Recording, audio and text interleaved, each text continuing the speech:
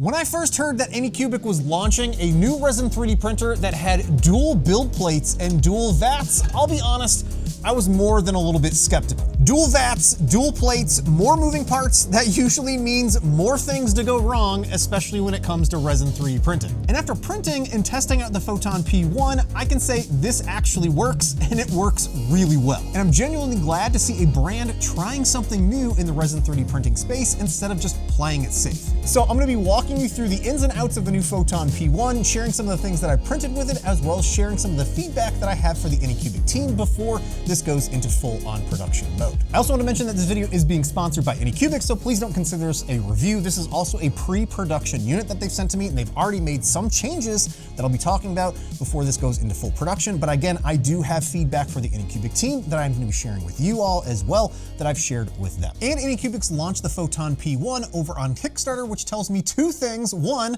again, they're trying something new with this printer, and two, they're actually looking for feedback on this machine before it fully goes into production, which is why you've probably seen this being shown off by a lot of other creators that are out there. And in my opinion, this really does feel like Anycubic's first attempt at a more prosumer level Resin 3D printer compared to basically anything that we've seen from them in the past. Now, what do I mean by that? I'm not just talking about the dual build plate innovation here that they've built into this 3D printer. I'm talking about the overall build quality of this machine is so much higher quality compared to the other Anycubic Resin 3D printers that I've used in the past. Everything from the touchscreen, the internal components, the screen, the build plates, how high-end, like how much better quality those are compared to the previous build plates that we've had, or just including a flip-top lid that actually has a handle.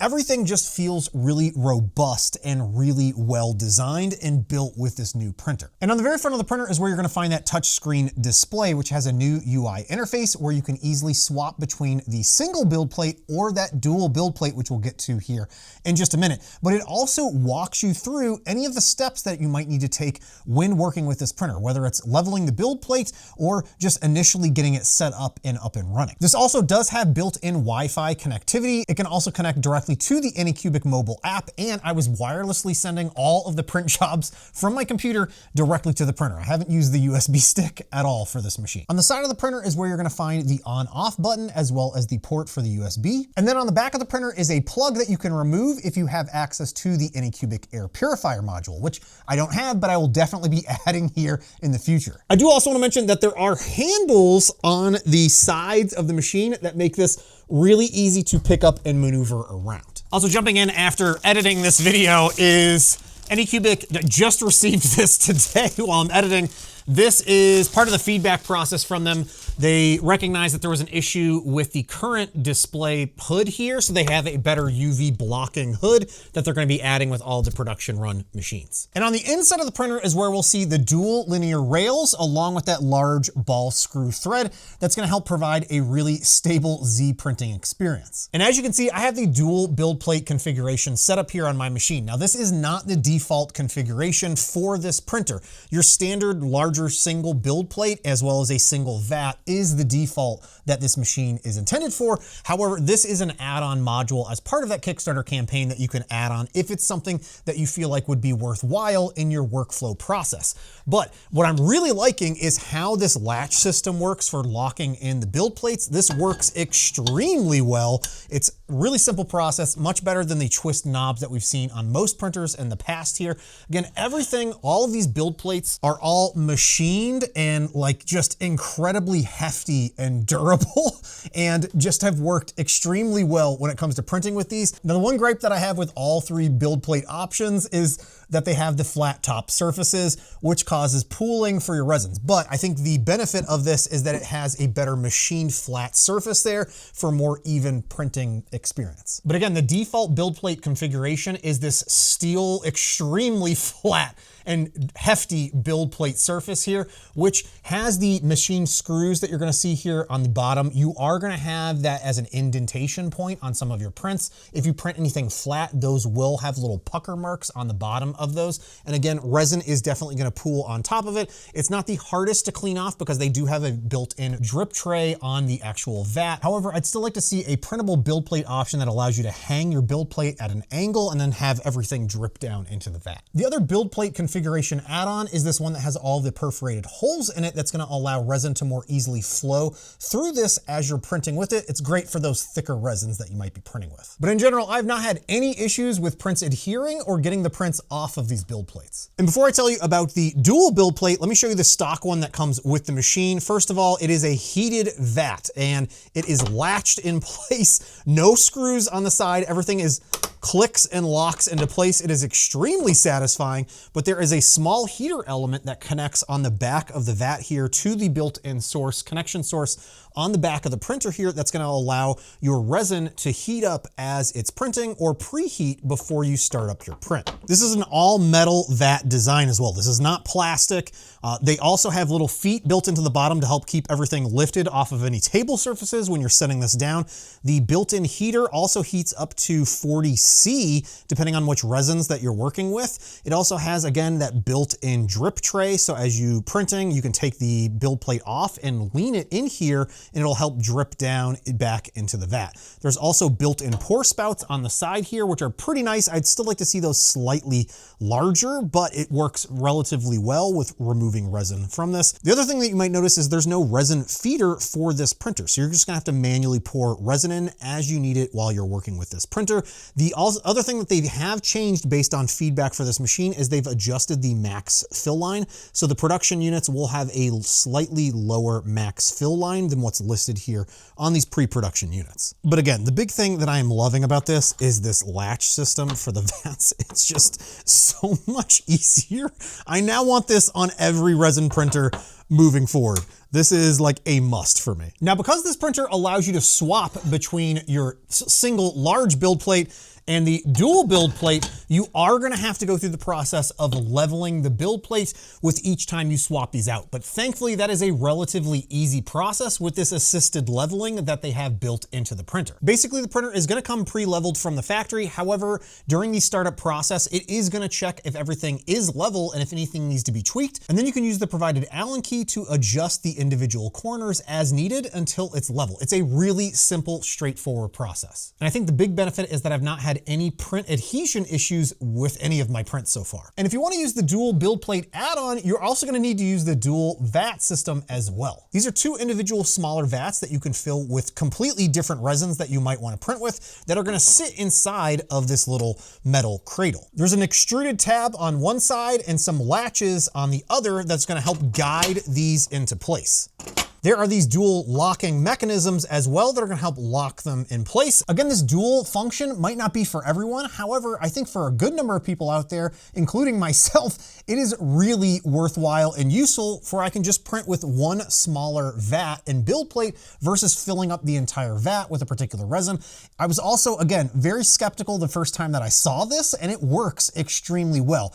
I wasn't entirely sure how this would all work, but it manages both print profiles simultaneously as you're printing with them. And you can print with some wildly different settings for each of the resins that you might be working with. The one current limitation is that you have to be printing with the same layer height for your prints. So you have to be printing both at a 0.05 or a 0.03 or a 0.1 as an example. But it would be really cool if I could do a 0.03 and a 0.05 on one side versus the other. I'm not sure how that would work, but it would be pretty cool. The other call out that I wanted to make on the dual vat system is it has the same little feet built into the tray. So as long as you have everything in here, everything's gonna sit flushly on your table and you don't have to worry about your FEP sheets touching your surface. However, if you take them out, there is no little feet, individual feet on the individual vat trays. So just be careful when setting these down, and there's no real good way to position them. You can't really position them on their side so much without them tipping over. The other interesting thing about the Photon P1 is the actual display screen, and more, not so much the display screen,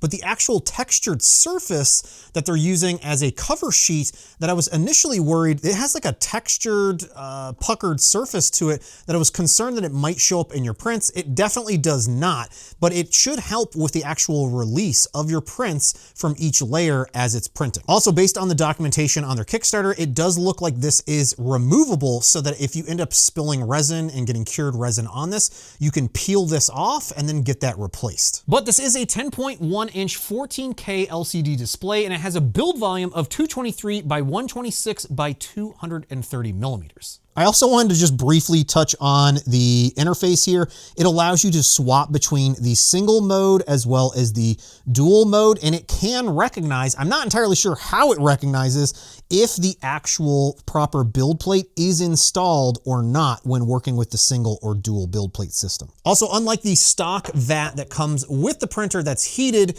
this dual system here is not heated, so just keep that in mind depending on which resins that you're going to be printing with. The P1 also has some smart functions built into it, starting with the built-in camera that's going to allow you to remotely monitor your prints as well as take time lapses for you. Just don't expect like amazing quality time lapses because it is a 480p camera, but it is serviceable, and I was using this all the time through the Anycubic mobile app to quickly check in on my print. They've also said that it does have some AI capabilities built into it, so it will detect if there are any print failures. I have not had any of those yet to test that out. And there are also sensors built into the printer that will automatically adjust each of the layers as it's printing to help optimize print speed and quality for your prints. Those same sensors will be used at the startup of each print to help detect if there is resin in the vat or if there's any debris in the vat as well. Now, I ended up running into one issue where I had a small bit of cured resin inside my vat from a previous print, maybe when I was removing supports and it popped off into the vat, but it alerted me of that before starting the print, so I cleaned everything out and got it printing again. The last thing I mentioned before we look at some of the prints is Photon Workshop, which I use to slice up all of my prints and support a whole bunch of those for printing. I'll have to say, Photon Workshop has gotten a massive overhaul, and it's really good. And what's nice about it is you can individually select between the single and dual build plates, and then for each of those individual build plates, you can select the left or right side, which resins you're going to be working with from Anycubic's pre-built out libraries of resins. Thank you. This actually works extremely well. Then you're able to get everything sliced up and then wirelessly sent off to your printer. Now, when it comes to my prints, obviously the first thing that I wanted to do was ditch the single build plate and test out the dual build plate functionality. So I used some of Anycubic's DLP Craftsman gray resin and some of their water washable black resin, and using Photon Workshop, I sliced up some of these skull prints from Billy Hooper. And a quick 2 hours and 32 minutes later, all of the prints were done, and as expected, everything turned out great, and it was really exciting to see both of these resins with different settings printing properly. And with those same resins loaded in the dual vats, I decided to print some of these 75mm Loot Studio miniatures, which took 8 hours and 32 minutes. Now, I printed these at a 0.03 layer height to really capture some of the fine details, and I'm happy to say these turned out, again, fantastic. I'm expecting nothing but that with this particular printer. Now, even though this printer comes with a slew of print profiles, I was interested in testing out some non-official Anycubic resin with this particular printer, so I ended up using their exposure tester functionality baked into Photon Workshop, which allowed me to slice up the cones of calibration test prints here using some of this Elegoo resin, and found out that the exposure setting that I needed to work with was a 2-second exposure worked best for this. The other really cool thing that I like about this exposure test on this particular printer is that it labels each of the exposure tests after you've printed it. The one bit of feedback that I have is instead of it being numbered, I would almost prefer seeing the actual exposure value printed there on the build plate, like a 2-second or a 1.8 second, etc., etc., instead of the 1, 2, 3, 4, 5, 6. So I reinstalled the single build plate and vat and got this large statue print up and going. Now this turned out so good. I am so excited to see how well this printed here. Again, I supported all this using Photon Workshop, and I just slightly tweaked the resin profile settings based on the resins and the exposure tests that I ran for each of these 2 different resins for this printer, and everything turned out flawless. This is just magical. I'm just stunned with how well this printed. Also, the supports left almost zero scarring on the back of these prints. I also wanted to test out printing with some of Prusa's deep purple resin, which I've had issues with printing on other printers in the past, and was happy to see I had zero issues getting this to properly print here on the P1. And again, the details turned out spectacular here, printed at a 0.03 layer height. Next, I wanted to see just how fast this printer can go with printing with some rapid or fast resins. And these took just under 4 hours to print with over 2,000 layers. And finally, I wanted to try printing with some of Anycubic's high clear resin and seeing how well this would print on the P1, and just stunned with the results from this crystal clear alligator. This is a Flexi alligator, and then just to get everything back to its crystal clear form, I ended up painting back on the resin and then using a UV pen to get it all cured into place. I might have over cured a few of the joints, but in general, the entire thing is completely Flexi still, just some of the legs are more or less welded with the UV pen. And then for one final test, I used that same high clear resin plus the black resin from Anycubic in the dual vat system here to print this crazy miniature from Loot Studios that I then ended up filling the inside cavity with some blue resin and then getting everything sealed up and then painted again with that crystal clear resin to give this awesome effect that's on the inside of this print. And again, one of the whole reasons why Anycubic launched this over on Kickstarter and then sent this out to so many other creators like myself is for feedback on what could be tweaked before this rolls out into production. And again, I'm happy to say that they've updated this display cover as well as the max fill line. Any of the feedback that I have isn't really about the actual hardware of the machine, and it's more so about the software and firmware and UI that could just be slightly tweaked. One of the very basic ones is just some of the verbiage that you might find on the printer, like where they're saying trough, where that's not really a common term, where if you said vat instead, it would be a little bit clearer, I think, to most resin printer users, or things like detecting residue when they really mean they're trying to detect for an object inside of the vat. Another thing is with the actual build plate positioning after you've done certain functions. Like if you've gone in and leveled the build plate without the vat installed, the next step is to install the vat. However, the build plate doesn't lift back up, so you have to leave the menu system and then go back in and manually lift the build plate in order to reinstall the vat. The same thing goes if you're running the pre-print checks, and if there is an issue and you need to actually correct something, the build plate is already lowered and it doesn't automatically lift back up after you've canceled your print job or whatever the status was that you were working on. And quickly jumping back in before posting this video, Anycubic's let me know that they've addressed these lifting issues with a new firmware update.